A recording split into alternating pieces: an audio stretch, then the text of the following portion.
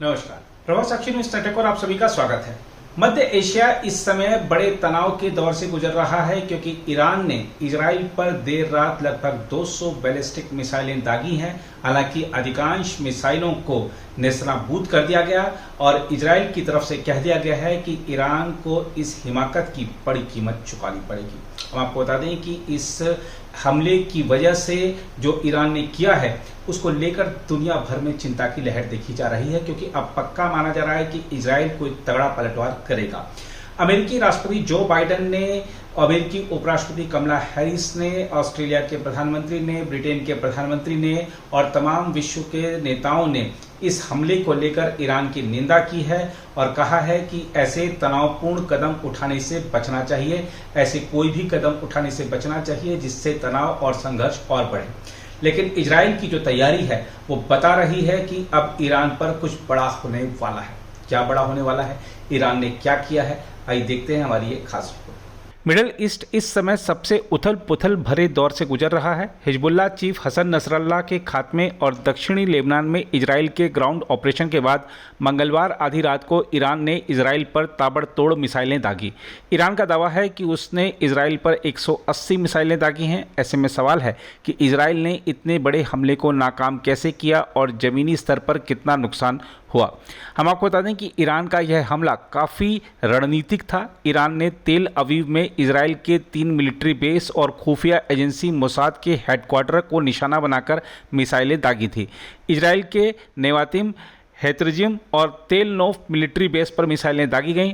तेल नोफ और नोवाटिम इजरायली सेना आईडीएफ के सबसे एडवांस मिलिट्री बेस हैं। बताया जा रहा है कि सैटेलाइट फुटेज से पता चलता है कि नेवाटिम पर कुछ ही मिसाइलें जाकर गिरी थीं। इस हमले में ईरान ने फतह मिसाइलों का इस्तेमाल किया था। ईरान के इस हमले में एक शख्स की मौत हुई है और कुछ लोग घायल बताए जा रहे हैं। बताया जा रहा है कि आईडीएफ का एक सैनिक गंभीर रूप से घायल हुआ है। घायल सैनिक को इलाज के लिए अस्पताल ले जाया गया है। इजराइल के मध्य और दक्षिणी हिस्सों में इस हमले का थोड़ा बहुत नुकसान देखने को मिला है। इजरायली सेना के प्रवक्ता डैनियल हगारी का कहना है कि इस हमले में वह इजराइल में हुई किसी की मौत की जानकारी से वाकिफ़ नहीं है। इस बीच बताया जा रहा है कि ईरान की ओर से दागी गई 90% मिसाइलें टारगेट पर जाकर गिरी हैं, ऐसा ईरान का कहना है। जबकि इजरायली सेना का कहना है कि ईरान की ओर से दागी गई मिसाइलों में से अधिकतर को इंटरसेप्ट कर दिया गया। हम आपको बता दें कि ईरान के हमले मुख्य तौर पर यरूशलेम और तेल अवीव को निशाना बनाकर किए गए। इन हमलों के बीच इजराइल में रात भर सायरन बजते रहे।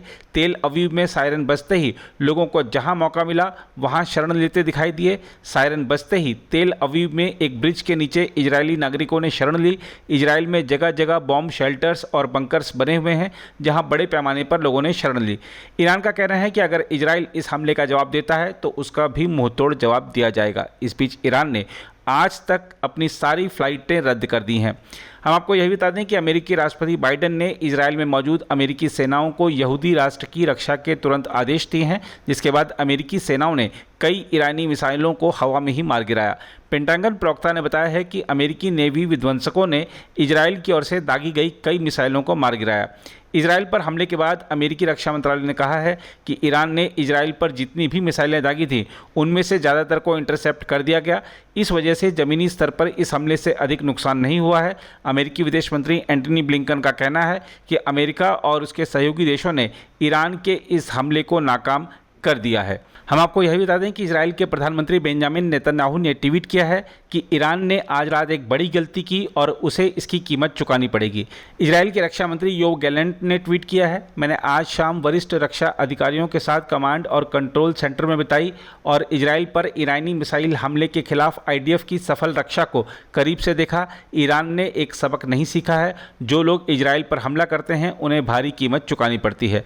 इस बीच अमेरिकी राष्ट्रपति जो बाइडेन ने कहा है, मेरे निर्देश पर अमेरिका की सेना ने सक्रिय रूप से इजराइल की रक्षा का समर्थन किया और हम अभी भी प्रभाव का आकलन कर रहे हैं। ऐसा प्रतीत होता है कि हमला पराजित और अप्रभावी हो गया है। यह इजरायली सैन्य क्षमता और अमेरिकी सेना का प्रमाण है। यह इस हमले की आशंका और बचाव के लिए अमेरिका और इजराइल के बीच गहन योजना का भी प्रमाण है।